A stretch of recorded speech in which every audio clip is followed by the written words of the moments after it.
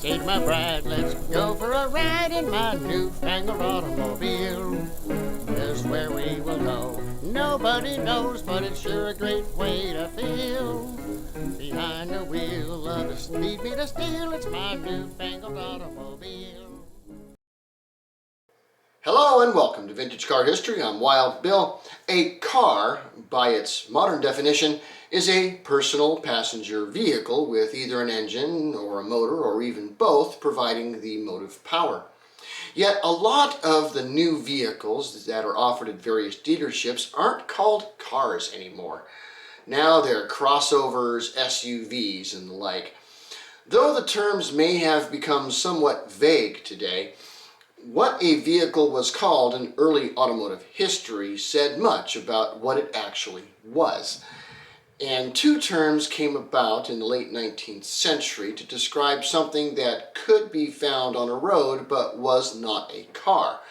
And these were the commercial and utility vehicles. So, let's briefly explore the commercial branch of the motoring family tree. First, let's explain the basic difference between them. A commercial vehicle is one that is for hire. This means that the services of the vehicle can be had for a fee. The services usually being passenger transport, freight transport, or even both.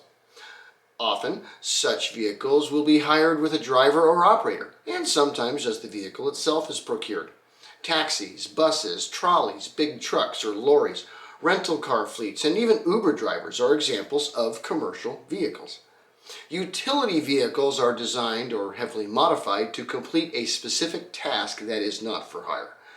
Public works, agriculture, industrial applications, and mining operations are where utility vehicles can typically be found. It is true that the services of a company may involve hiring a crew that has a utility vehicle. For example, a cable TV installer may have a utility truck with a bucket crane on it. But the cable customer didn't hire the utility vehicle, rather paid to have the services that can be provided through its use. Some examples of utility vehicles include police cars, mail trucks, ambulances, farm tractors, huge mining dump trucks, and airport service vehicles. So let's get on with the commercial vehicles. It should come as no surprise that they've been around much longer than cars have. During the Roman Empire, there were taxis available, though not the kind most folks would picture. In the major cities of the empire, it was illegal to ride a horse or use a wheeled vehicle within city limits during business hours. So if you had some money and wanted to ride across town during daylight, you'd have to hire a litter. This was a small cab attached to two poles that four men would carry. You get into the seat, the porters pick you up and carry you to your destination, you pay the porters. It may not have had wheels, but it was a commercial vehicle. Outside of Rome, other empires and peoples did use wheels for hire, be they pulled by beasts or men. China during the Han dynasties offered both. The early forms of the rickshaw came about in that era, as well as large wagons pulled by horses or oxen to move large cargoes. Public transportation, the idea of a commercial vehicle on a city route that just lets people on and off for a small fee, came about in ancient China as well as India. Private shipping, the need for trucks for hire, grew across the world as not all major cities had access to seaports. Which does bring up the brief topic of truck versus lorry. The word truck actually comes from the British Royal Navy, becoming vernacular in the late 16th and early 17th centuries. Big ships of the line with big guns were being commissioned, and these guns were heavy, like several tons heavy. Special carriages were built to house these guns, and each carriage sported two axles with wheels. These wheels and axles were massive to not only support the weight, but also allow for relatively easy rolling. This was important not only for reloading and repositioning of the gun, but also to allow the gun carriage to roll when the guns recoil instead of shattering and sending the gun across the deck like a missile. These massively built wheels and axles were called trucks. Over the next couple of centuries, and in particular into the Industrial Revolution, road wagons that needed to haul very heavy loads across the land also needed very heavy wheels and axles to support the weight, and they were also called trucks. Even in 18th century England, these were called trucks. When the British changed over to lorry is still debated, but the most likely source is that it was borrowed from the railroad term lorry around the 1830s or 40s for a rail car that was just a flat platform for hauling cargo.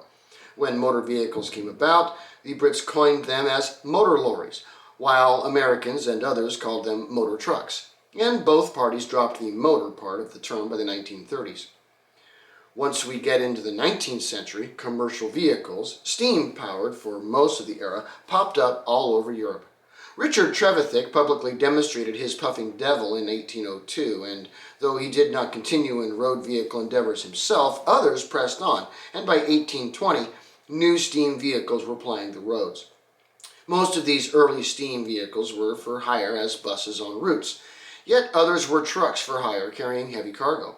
By the 1870s, road-going trains can be found in Germany, France, and elsewhere in Western and Central Europe. Powerful traction engines pulling half a dozen or so wagons or trucks behind them, full of anything from people to coal. So when cars with internal combustion engines came about in the 1880s, plenty of folks wanted to cash in on them without having to build one themselves. This is how Uber got its start. Let's say that the year is 1889. You just bought a Daimler or a Benz or perhaps a Peugeot. It's the only car in town and crowds have gathered to gawk at it. So you stand up and say, "Who wants a ride?" And after the enthusiastic cheering dies down a bit, you proclaim, "That'll be 1 franc, please." You just became the operator of a commercial vehicle. In the following decade, cars would be built specifically for this purpose, to be a ride for hire. Benz built his Victoria in 1893 and would work well for private or public use. Daimler built his Victoria and was the first purpose-built car for hire, a taxi, in 1897. Being married to a linguist, I do learn a bit about language, and the word taxi itself is interesting. The original term is taximeter cabriolet, and when you break down the various roots in the words, it means a fare paid for a journey. Over the years, the rest of the term was dropped, and so only taxi remains. Yet taxi is the word that means the same thing, a car for hire to take you where you need to go for a fee, in more languages than any other word in the world today. One cannot mention the word taxi without mentioning the company that really made it possible, Renault. Here's how it came down. Renault offered the Type AG to the public in 1905. It was built to be a taxi and came equipped with the taximeter. This device measured how far the taxi traveled on any given journey and thus could very accurately calculate the fare. Thousands of these were built between 1905 and 1910 and improved upon afterwards. So, Paris was chock full of Renault AGs and variants in the thousands, all over the streets like swarming bees. And when World War I began and the Germans invaded France, it's September 1914. Germans swarmed into the Marne River Valley essentially uncontested. The French needed to move troops now. Paris had thousands of taxis. So the French army garnished these taxis to move some 6,000 troops to hold the line. Just how many of the drivers were paid their fares to drive the soldiers under fire to the front is not officially recorded.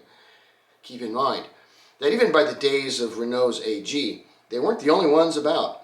Steam power for taxi use did not last long, but both gas and electric taxis persisted together into the early 20th century. Many cities in Europe and the US were building electric garages for charging up electric cars. Walter Bercy was making electric taxis in London. Samuels was making them in New York. And of course, Baker was in Cleveland making electric taxis, as well as trucks and buses. For commuting around a city, electric trolleys and trams were very common in the late 19th and early 20th century. Some towns did use steam power for these and others underground cables, but such systems were the exception and not the norm. Gas-powered buses were sometimes used for city commuting, but for the first couple of decades of their existence, they were mostly used for group tours or city-to-city transport. Gas buses did not start to seriously replace electric trolleys in city routes until the late 1930s. Commercial trucks followed a somewhat slower technological development in the early days of motor vehicles. There's a fair reason for this. For the first couple of decades of the car's existence, technology was devised from experiences on a racetrack, and not very many trucks would be found in such an environment. Cars, taxis, buses, and coaches need to keep the passengers comfortable and moving reasonably swiftly, else they won't get more customers. Boxes of stuff don't need to be comfortable or quick, just moved safely. The problem set before early trucking industry was power. In the late 19th century and well into the 1900s, steam engines were, for the most part, the only ones capable of actually pulling seriously heavy loads. Because of this, many trucks and lorries would be built to be operated by two people, one to drive and one to run the steam engine. This was particularly popular in England, and Western and Central Europe endured well into the 1930s.